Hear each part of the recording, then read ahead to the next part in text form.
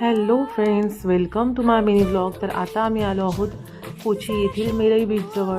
तर मेरई बीचच्या अगदी समोर हा दी कॅबिना इस्केप विला हा विला होता. तर इथे आम्ही रूम बुक केलेली होती. तर अशी ही रूम होती आणि खूप सुंदर अशी रूम होती. आणि याच्या अगदी समोर आपल्याला पूर्ण समुद्र दिसत होता आणि त्याचा आवाज रूममध्ये येत होता. आणि येथील असं वॉशरूमसुद्धा खूप मोठं आणि सुंदर होतं. तर रात्री रूम करायलाच खूप लेट झालं आणि सकाळी उठलो तर इथे खूप पाऊस सुरू होता. तर 1 ते 2 तास पाऊस जाण्याची वाट बघायला लागली आणि मग थोडा पाऊस कमी झाल्यावर मग आम्ही बीचवर गेलो.